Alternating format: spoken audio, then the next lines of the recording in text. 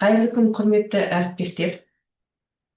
Бүгінгі біздің коучингіміздің тақырыбы шетелдік тәжірибеден өз тәжірибемізге деп аталады. Бұл коучинг барысында шетелдік тағылымдама бойынша оқыту тәжірибесін кіріктіру тәсілдері туралы айтылады. Менің негізгі тағылымдамадан өткендегі тақырыбым командалық басқаруды жүзеге асыру және сапаны тиімділік көрсеткіштері негізінде қамтамасыз ету. Бүгінгі коучингтің мақсаты Америка құрама штатындағы тағылымдамада үйренген командалық жұмыс мәдениеті, көшбасшылық, ашық коммуникация, нәтижеге бағытталған жоспарлау, KPI арқылы сапаны бақылау жүйелерін таныстыру, мұғалімдерге мектеп жағдайында қолдануға болатын команда құру әдістерін үйрету. KPI түрлерін пәндік тәрбие бағыттарына және педагогикалық процестерге бейімдеу. Нәтижеге бағытталған кәсіби өсуді қалыптастыру болып табылады. KPI тақырыбының өзектілігі неде? Мектеп мақсаттарына қол жеткізу деңгейін сандық және сапалық деректер негізінде бағалау. Нәтижелердің динамикасын бақылау және ауытқуларға жедел әрекет ету. Мектептің мемлекет және ата-аналар қауымдастығы алдындағы жауапкершілігін арттыру. Нақты қиындықтар мен мүмкіндіктерге негізделген мектептің дамуын дұрыс жоспарлау. Нақты нұсқаулар арқылы мұғалімдер мен әкімшілердің кәсіби өсуін ынталандыру. Білім берудегі KPI-ді түсіну. KPI дегеніміз не?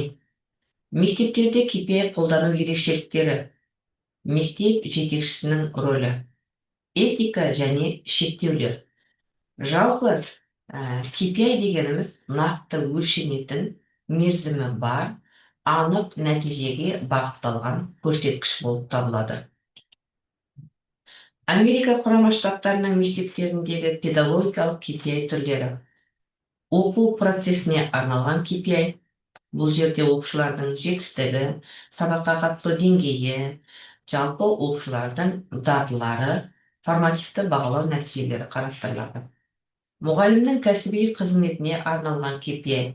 Бұл жерде жылдық сабақ зерттеулерінің саны, сабақ жоспарларының сапасы және сонымен қатар команданың тиімділігіне арналған KPI.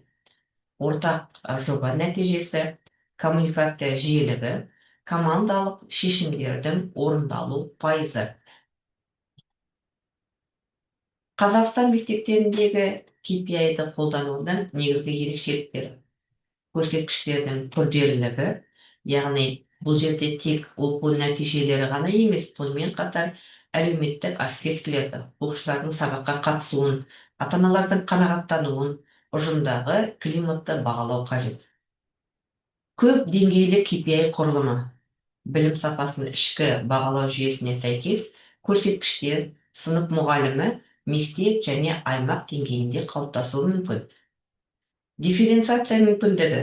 Әрбір мектеп өзінің мақсаттары мен даму стратегиясы негізінде KPI белгілей алады. Әлеуметтік және мәдени контексті ескеру. Бірыңғай KPI барлық мектептерге, мысалы қалалық және ауылдық мектептерге, немесе жалпы білім беретін мектептер мен лицейлерге, гимназияларға бірдей қолдану мүмкін емес. Мұғалімдерді аттестациялау және ынталандыру жүйесімен байланыс. Яғни педагогтардың біліктілік тестілеуінен өту тәртібіне сәйкес кейбір KPI педагогтар мен әкімшілік қызметкерлердің кәсіби қызметін бағалауда пайдалануы мүмкін. Мектептерде KPI енгізу құралдары. KPI жүйесін әзірлеу қадамдық алгоритм болып табылады. Тиімділікті бағалау, сандық және сапалық әдістер. Топтың қатысуы, мұғалімдер мен қызметкерлерді қалай ынталандыруға болады. Директорға көмектесетін сандық шешімдер мен аналитика. Үлгілер мен формулар, іске асыру жоспары, бақылау тақталары, есеп беру.